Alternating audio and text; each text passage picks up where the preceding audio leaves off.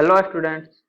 आज जो है previous 42 year IIT JEE chapter atomic structure का section B true oblique false से डिस्कशन स्टार्ट करेंगे। तो सेक्शन बी का फर्स्ट क्वेश्चन है, the outer electronic configuration of the ground state of chromium atom is. Chromium atomic number 24 है, 24 और 29 exception होता है, तो होना तो चाहिए आर्गन 4s2 3d4, लेकिन हाफ फील्ड और फुल्ली फील्ड स्टेबल रहता है, इसलिए 4s से एक इलेक्ट्रॉन 3d ऑर्बिटल में चला जाता है। तो एक्चुअल इलेक्ट्रॉनिक कॉन्फ़िगरेशन होता है आर्गन 4s1, एक इलेक्ट्रॉन ही रहेगा, दो में से एक चला गया 3d में तो एक इलेक्ट्रॉन बचेगा, और 4 इलेक्ट्रॉन था एक और आ गया तो होगा 3d5। तो आउटर मोस्ट कॉन्फ़िगरेशन होगा 4s1 3d5। यहाँ पे 4s2 3d4 है, ये गलत है तो फॉल्स होगा। Next, gamma rays are electromagnetic radiations of wavelength of 10 to the power minus 6 centimeter to 10 to the power minus 5 centimetre. तो एटॉमिक स्ट्रक्चर में तो हम बस इंक्रीजिंग ऑर्डर ऑफ वेवलेंथ या फिर इंक्रीजिंग ऑर्डर ऑफ एनर्जी बताए हैं इलेक्ट्रोमैग्नेटिक रेडिएशन का, कि विबजियोर से ज्यादा एनर्जी होगा एक्स रे का और इससे ज्यादा होगा गामा रे का। अब विबजियोर का तो पता है 4000 से 8000 एंगस्ट्रॉन तक वेवलेंथ, 4000 एंगस्ट्रॉन से लेके 8000 एंगस्ट्रॉन तक वेवलेंथ वेरी करता है, बाकी किसी का वेवलेंथ नहीं बताए हैं।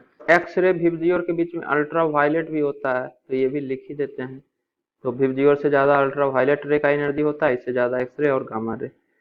हम लोग क्लास 12th में फिजिक्स में पढ़ेंगे न्यूक्लियर फिजिक्स और मॉडर्न फिजिक्स, इसके अंदर एक्स रे और गामा रे को डिटेल में पढ़ेंगे। वहां पे हम लोग देखेंगे कि एक्स रे का जो वेवलेंथ का रेंज होता है 0.1 एंगस्ट्रॉन से लेके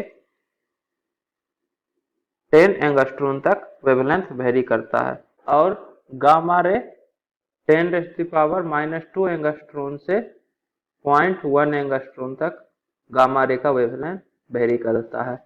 तो वेवलेंथ का रेंज पता है एंगस्ट्रॉन में, तो आप सेंटीमीटर में निकाल सकते हैं। तो इसको 10⁻⁻8 से मल्टीप्लाई कर दीजिए, या फिर इस तरह से देखिए 1 नैनोमीटर इक्वल टू 10 एंगस्ट्रॉन। तो एंगस्ट्रॉन से नैनोमीटर में कन्वर्ट करने के लिए 10⁻⁻1 से मल्टीप्लाई करना पड़ेगा, मतलब गामा रे का वेवलेंथ का रेंज होगा 10⁻⁻2 इंटू -1, तो -3 एंगस्ट्रॉन से लेके नैनोमीटर से लेके 10⁻⁻2 नैनोमीटर तक। अब नैनोमीटर से मीटर में कन्वर्ट करने के लिए 10⁻⁻9 से मल्टीप्लाई करना पड़ेगा, तो 10⁻⁻3 इंटू -9, तो 10⁻⁻12 मीटर से 10⁻⁻11 मीटर वेवलेंथ का रेंज होगा। अब इसको सेंटीमीटर में कन्वर्ट कर दीजिए, तो सेंटीमीटर में ये हो जाएगा 10⁻2 से मल्टीप्लाई कीजिए, 100 से मल्टीप्लाई कीजिए, तो 10⁻⁻10 सेंटीमीटर से 10⁻⁻9 सेंटीमीटर तक गामा रेडिएशन का वेवलेंथ का रेंज होगा। लेकिन यहाँ दिया हुआ 10⁻6 टू 10⁻5 सेंटीमीटर, गलत है। 10⁻10 सेंटीमीटर से 10⁻9 सेंटीमीटर रेंज होगा। ये एक्स रे का भी शायद नहीं होगा, एक्स रे भी 10⁻9 मतलब -7 से लेके 10⁻9 तक आएगा।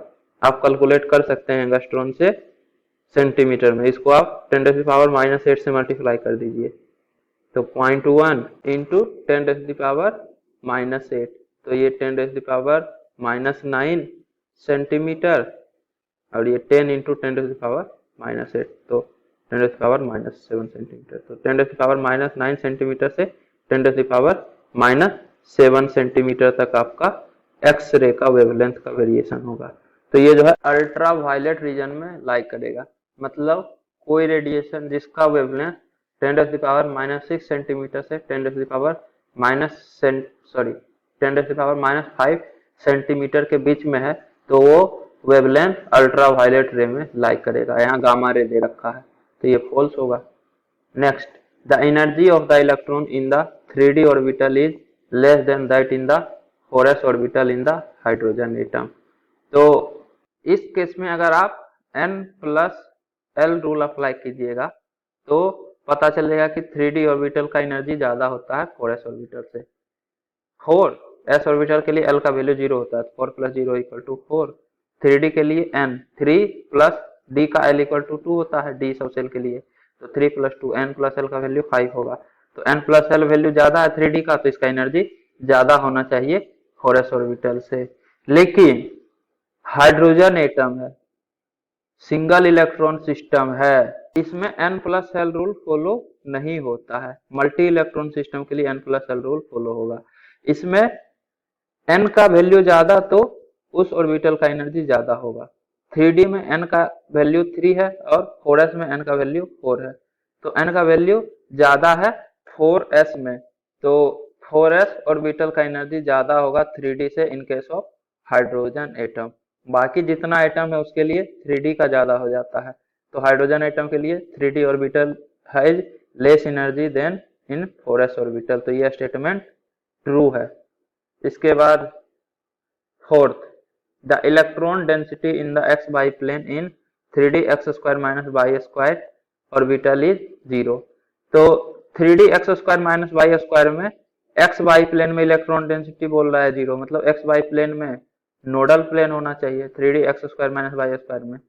तो अगर आपको 3d x² - y² का स्ट्रक्चर ध्यान हो तो x² - y² इस तरह से डबल डम्बल होता है x और y, तो इसमें x y plane nodal plane नहीं है। एक्स वाई प्लेन ये वाला प्लेन में तो देखिए इतना सारा तो इलेक्ट्रॉन है, y = x और y = -x, ये वाला प्लेन आपका नोडल प्लेन है। एक्स वाई प्लेन तो इस वाले प्लेन में सारा इलेक्ट्रॉन तो इसी प्लेन में है, डबल डम्बल शेप जो है, तो electron density x y plane में 0 नहीं होगा, मतलब ये स्टेटमेंट फॉल्स है। इसके बाद fifth question, in beta emission from a nucleus the atomic number of the daughter element decreases by 1। तो मान लीजिए आपके पास कोई एलिमेंट m है जिसका एटॉमिक नंबर z और मास नंबर a है, ये जो है बीटा emission कर रहा है, मतलब -10 इलेक्ट्रॉन इमिट कर रहा है, साथ में एलिमेंट x फॉर्म कर रहा है, तो बैलेंस कर दीजिए। z = इसका एटॉमिक नंबर मानिए z1 और मास नंबर मानिए a1, तो z = z1 - 1 z1 - 1, तो z1 = z + 1 हो जाएगा, तो z + 1 एटॉमिक नंबर होगा। तो यहाँ पे बोल रहा है कि जो डॉटर एलिमेंट फॉर्म होगा उसका एटॉमिक नंबर 1 से डिक्रीज हो जाएगा, जबकि डॉटर एलिमेंट का एटॉमिक नंबर इंक्रीज हो रहा है 1 से, z + 1 हो रहा है, तो एटॉमिक नंबर इंक्रीज हो गया, तो यह स्टेटमेंट फॉल्स है। Next, in a given electric field beta particles are deflected more than alpha particles in spite of alpha particles having larger charge. तो जब आप क्लास 12th में इलेक्ट्रोस्टैटिक्स चैप्टर पढ़ लीजिएगा तब इलेक्ट्रिक फील्ड में डिफ्लेक्शन वगैरह ज्यादा डिटेल में समझ सकते हैं। अभी बस इतना जान लीजिए कि इलेक्ट्रिक फील्ड में डिफ्लेक्शन जो है E/m रेशियो पे डिपेंड करता है, मतलब स्पेसिफिक चार्ज जितना ज्यादा होगा किसी भी पार्टिकल का उतना ज्यादा डिफ्लेक्शन होगा इलेक्ट्रिक फील्ड में। स्पेसिफिक चार्ज E/m, तो जितना ज्यादा चार्ज होगा उतना ज्यादा डिफ्लेक्शन, जितना कम मास होगा उतना ज्यादा डिफ्लेक्शन। तो alpha particle helium 2+, 2 unit charge है, तो 2E/ मास होगा 4 टाइम्स मास ऑफ प्रोटॉन, तो 2E/4 times mass of proton, तो E/m रेशियो आएगा E/2 times mass of proton. और इलेक्ट्रॉन के केस में चार्ज तो इलेक्ट्रॉन पे E ही रहता है और मास ऑफ इलेक्ट्रॉन जो है m × E मान लीजिए, और मास ऑफ इलेक्ट्रॉन बहुत ही कम होता है as compared to mass of proton, तो me ये बहुत ही कम वैल्यू है, तो E/me बहुत ज्यादा होगा as compared to alpha particle E/2 times mass of proton, इसका वैल्यू बहुत कम होगा एज कंपेयर टू E/me के वैल्यू से। तो स्पेसिफिक चार्ज इलेक्ट्रॉन का ज्यादा होता है अल्फा पार्टिकल से, इसलिए इलेक्ट्रिक फील्ड में इलेक्ट्रॉन या फिर बीटा पार्टिकल्स ज्यादा डिफ्लेक्ट करता है as compared to alpha particles, तो ये स्टेटमेंट ट्रू है, तो 6 का आंसर होगा ट्रू। सेक्शन भी यहाँ पे कंप्लीट हो गया। उम्मीद करता हूँ कि आपको ये वीडियो पसंद आई होगी। यदि आपको ये वीडियो पसंद आई है तो इसे लाइक करें, कमेंट करें और अपने दोस्तों के बीच शेयर करना ना भूलें। Thank you.